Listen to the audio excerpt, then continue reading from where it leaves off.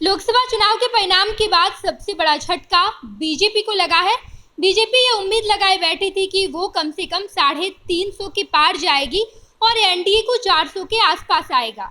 लेकिन भाजपा को सबसे बड़ा झटका तब लगा जब भाजपा 240 पर अटक गई और एनडीए के साथ बहुमत में आई, यानी कि एनडीए के घटक दलों का साथ लेकर ही बीजेपी को बहुमत पुराना पड़ा और केंद्र में एनडीए की सरकार बनी।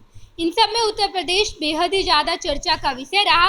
उत्तर प्रदेश में समाजवादी पार्टी का प्रदर्शन सबको हैरान कर गया। अखिलेश प्रसाद यादव ने जो प्रदर्शन किया है, उस प्रदर्शन के बाद न केवल इंडिया गठबंधन उनकी प्रशंसा कर रही है, बल्कि बीजेपी बेहद ही ज़्यादा हैरान है कि आखिर वो अयोध्या, वो रामलला की धरती जहां बीजेपी अपना गढ़ बना बैठी थी, जो भाजपा का गढ़ माना जा रहा था, वहां आखिर भाजपा पीछे कैसे रह गई। अयोध्या जहां रामलला का मंदिर है, उस अयोध्या में बीजेपी को हार का सामना कैसे करना पड़ गया। ये हैरानी अभी खत्म नहीं हुई थी, इस धक्के का दर्द अभी खत्म नहीं हुआ था कि एक बार फिर से एनडीए वर्सेस इंडिया का मुकाबला होगा। उत्तर प्रदेश का वो राज्य होगा जहां पर 10 सीटों पर फिर से चुनाव होगा। हालांकि ये चुनाव लोकसभा चुनाव नहीं बल्कि विधानसभा का उपचुनाव है। लोकसभा चुनाव में कई सारे विधायकों ने चुनाव लड़ा और उसके बाद जब वो जीत गए तो उनका विधानसभा सीट खाली हो गया है। ऐसे में उत्तर प्रदेश में 10 विधानसभा सीटों पर उपचुनाव होना है, जहां पर एनडीए वर्सेस इंडिया का सीधा मुकाबला होगा। इस मुकाबले में अखिलेश यादव भी अपने कैंडिडेट उतारेंगे तो दूसरी तरफ बीजेपी भी अपने कैंडिडेट को उतारेगी और एक बार फिर से एनडीए वर्सेस इंडिया का मुकाबला देखने को मिलेगा। बता दें आपको कि अगले कुछ महीनों में 10 विधानसभा सीटों पर उपचुनाव के लिए मंच तैयार है। लोकसभा के बाद इंडिया और एनडीए का मुकाबला विधानसभा सीटों पर है। दरअसल लोकसभा चुनाव में मुख्य रूप से सत्तारूढ़ भाजपा और मुख्य विपक्षी समाजवादी पार्टी के 9 विधायक विभिन्न लोकसभा क्षेत्रों से विजयी हुए।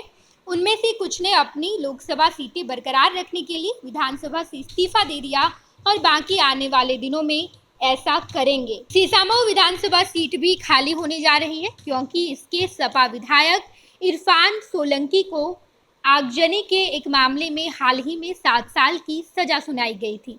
यानी सोलंकी अब विधानसभा की सदस्यता खोने वाले हैं। सपा अध्यक्ष अखिलेश यादव ने कन्नौज संसदीय क्षेत्र को बरकरार रखने के लिए अपनी करहल विधानसभा सीट पहले ही खाली कर दी है, जबकि पार्टी के मलकीपुर विधायक अवधेश प्रसाद ने भी फौजाबाद संसदीय सीट जीतने के बाद विधायकी से इस्तीफा दे दिया।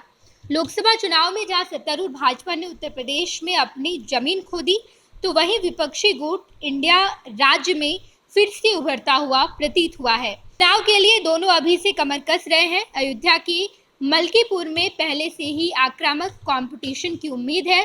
सत्तारूढ़ भाजपा सपा से इस सीट को छीनना चाहेगी क्योंकि यह महत्वपूर्ण फौजाबाद निर्वाचन क्षेत्र में सपा से लोकसभा की लड़ाई हार चुकी है।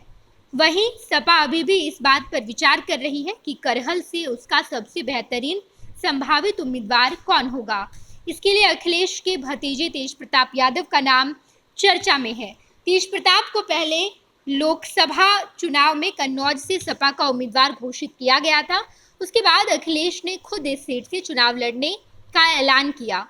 2022 के विधानसभा चुनाव तक इसमें से ज़्यादातर सीटों पर लड़ाई सपा और भाजपा के बीच हुई है, लेकिन लोकसभा चुनाव में राज्य में अपने मजबूत प्रदर्शन के बाद कांग्रेस ने भी कुछ सीटों पर लड़ने की इच्छा जताई है। कांग्रेस ने इसमें से कुछ सीटों पर अपने उम्मीदवार उतारने में रुचि दिखाई और इसके बाद एक बार फिर से इंडिया वर्सेस एनडीए की लड़ाई देखने को मिलेगी। ये लड़ाई उत्तर प्रदेश के 10 विधानसभा में होगा। विधानसभा का उपचुनाव होगा और इसमें एक बार फिर से अखिलेश यादव का सीधा टक्कर बीजेपी की कमान संभालने वाले उत्तर प्रदेश के मुख्यमंत्री योगी आदित्यनाथ से होगा। दोनों के बीच की लड़ाई में आखिर किसे जीत हासिल होती है, तमाम खबरों से हम आपको रूबरू कराएंगे। देखते रहिएगा खुश बिहार झारखंड।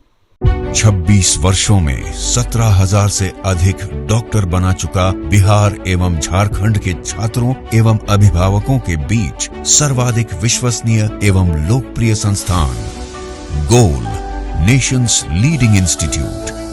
हमारा विश्वास गोल के साथ